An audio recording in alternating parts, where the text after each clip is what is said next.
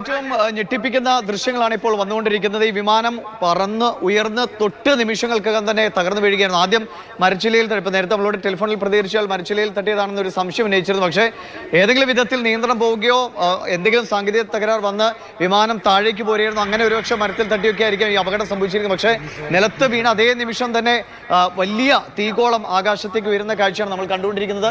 ഈ വിമാനത്തെക്കുറിച്ച് പെട്ടെന്ന് പറയാം.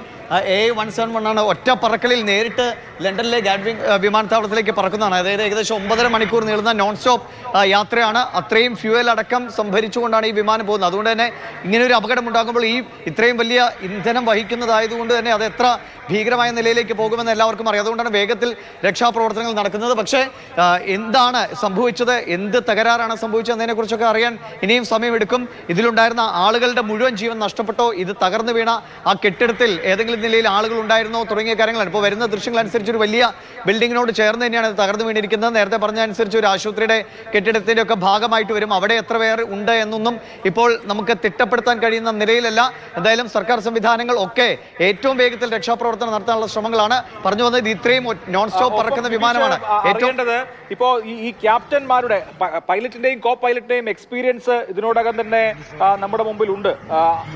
അപ്പോൾ അവർ വളരെ എക്സ്പീരിയൻസ്ഡ് ആയിട്ടുള്ള വൈമാനികരാണ്. അതേസമയം തന്നെ ബോയിങ് 777 എയർക്രാഫ്റ്റ് ആണ്, എയർ ഇന്ത്യയുടെ വിമാനമാണ് ഇത്. ഈ വിമാനത്തിന്റെ കാലപ്പഴക്കം തുടങ്ങിയ കാര്യങ്ങളെക്കുറിച്ചുള്ള വിവരങ്ങൾ ലഭ്യമാണോ അഭിലാഷ്? ഇപ്പോൾ കിട്ടുന്ന വിവരങ്ങൾ അനുസരിച്ച് ഏറ്റവും പ്രധാനമായിട്ടും എയർ ഇന്ത്യ ഉപയോഗിക്കുന്ന വിമാനങ്ങളിലൊന്നാണ്, ഏറെ കാലപ്പഴക്കമില്ലാത്ത വിമാനങ്ങളൊന്നാണ്. നേരത്തെ അഭിലാഷ് തന്നെ സൂചിപ്പിച്ച പോലെ പരിചയസമ്പത്ത് ഏറെയുള്ള പൈലറ്റുമാരാണ് രണ്ടുപേരും. പക്ഷേ ഏതെങ്കിലും വിധത്തിൽ അവർക്ക് നിയന്ത്രിക്കാൻ കഴിയാത്തതിനപ്പുറത്തേക്കുള്ള സാങ്കേതിക തകരാർ സംഭവിച്ചിട്ടുണ്ടാകണം, അല്ലെങ്കിൽ പെട്ടെന്ന് ഏതെങ്കിലും രീതിയിൽ ഇടിച്ചിറക്കാനുള്ള ശ്രമമായിരുന്നു. ഇതൊന്നും നമുക്കിപ്പോൾ അനുമാനിക്കാൻ കഴിയുന്ന ഒരു നിലയിലല്ല ഉള്ളത്. എന്തായാലും സർക്കാർ സംവിധാനങ്ങൾ എയർ ഇന്ത്യ ഇതൊരു അപകടം നടന്നു എന്ന് മാത്രമാണ് എയർ ഇന്ത്യയും ഇപ്പോൾ ഔദ്യോഗികമായി വിശദീകരിച്ചിട്ടുള്ളത്. എന്താണ് അതിന് സംഭവിച്ചത്, ഇടയാക്കിയത് എന്ന കാര്യത്തെക്കുറിച്ച് വരും മിനിറ്റുകൾക്കകം തന്നെ നമുക്ക് മന്ത്രി ഒരു ട്വീറ്റ് ഇട്ടിട്ടുണ്ട്. നേരത്തെ ദിവിഷ് അത് വായിക്കുകയുണ്ടായി. 2 ക്യാപ്റ്റന്മാരാണ് ഉണ്ടായിരുന്നത്. Captain Sumeet Sabharwal, first officer Clive Kunder, ഇവർ രണ്ടുപേരുമായിരുന്നു വിമാനത്തെ നയിച്ചുകൊണ്ടിരുന്നത്. ക്യാപ്റ്റൻ സുമീത് സബർവാളിന് 8200 മണിക്കൂർ ഫ്ലൈയിങ് എക്സ്പീരിയൻസ് ഉണ്ട്. അതുപോലെ തന്നെ കോ പൈലറ്റിന് 1100 മണിക്കൂർ ഫ്ലൈയിങ് എക്സ്പീരിയൻസ് ഉണ്ട്. പറന്നുയർന്ന ഉടൻ തന്നെയാണ് ഈ വിമാനം തകർന്നു വീണത്.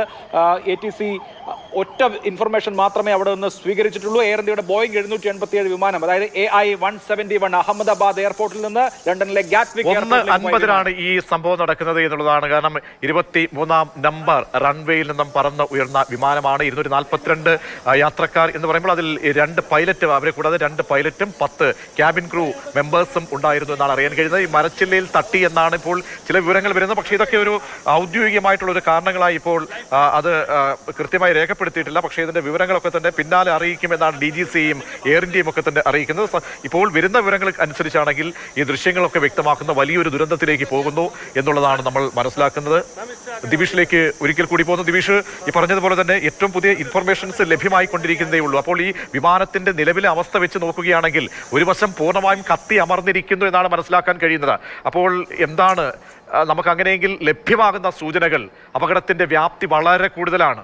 പ്രജീഷ്, ഇതിന്റെ ഫ്ലൈറ്റിനെ കുറിച്ചുള്ള വിവരങ്ങൾ വേഗത്തിൽ ഒന്ന് പങ്കുവയ്ക്കാം. അതായത് 2014 ജനുവരിയിലാണ് എയർ ഇന്ത്യക്ക് ഈ വിമാനം കൈമാറുന്നത്. 2014 ജനുവരി, അതായത് 11 വർഷം ഏകദേശം സർവീസ് പൂർത്തിയാക്കുന്ന ഒരു വിമാനമാണ്.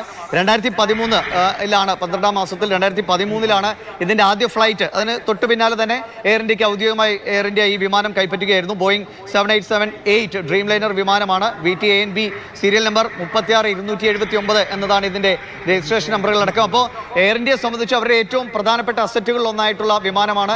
ഇത്രയും വലിയ ലോങ് റൂട്ടിൽ സർവീസ് നടത്തുന്ന വിമാനമാണ്. 9.5 മണിക്കൂർ കണ്ടിന്യൂസ് പറക്കുന്ന വിമാനമാണ്. അപ്പോൾ അത്രയും സാങ്കേതിക തികവോടുകൂടി എയർ ഇന്ത്യയുടെ അഭിമാനങ്ങളിലൊന്നായ ഒരു വിമാനമായി തന്നെ കണക്കാക്കുന്നതാണ്. അതിനാണ് ഇങ്ങനെയൊരു സാങ്കേതിക പിഴവ് വന്നതെന്നാണ് സത്യത്തിൽ എല്ലാവരെയും ഞെട്ടിപ്പിക്കുന്നത്. ഒപ്പം നേരത്തെ സൂചിപ്പിച്ച പോലെ ഇത്രയധികം ഫ്ലൈയിങ് എക്സ്പീരിയൻസ് ഉള്ള പൈലറ്റുമാരാണ് ഈ വിമാനം നിയന്ത്രിച്ചിരുന്നത്.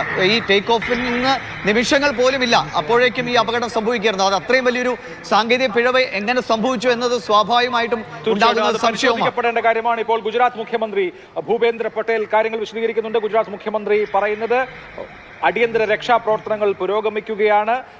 വളരെ പെട്ടെന്ന് തന്നെ പരിക്കേറ്റ ആളുകളെ ആശുപത്രിയിലേക്ക് നീക്കുന്നു. അങ്ങനെ പരിക്കേറ്റ ആളുകളെ ആശുപത്രിയിലേക്ക് നീക്കുന്ന പ്രക്രിയയ്ക്കായി ഗ്രീൻ കോറിഡോർ ഒരുക്കിയിട്ടുണ്ട്. യൂണിയൻ ഹോം മിനിസ്റ്റർ, കേന്ദ്ര ആഭ്യന്തരമന്ത്രി അമിത് ഷാ ബന്ധപ്പെട്ടിട്ടുണ്ട്. വളരെ കോർഡിനേറ്റഡ് ആയിട്ടുള്ള ഏകോപിതമായിട്ടുള്ള രക്ഷാപ്രവർത്തനം നടക്കുകയാണെന്നാണ് ഭൂപേന്ദ്ര പട്ടേൽ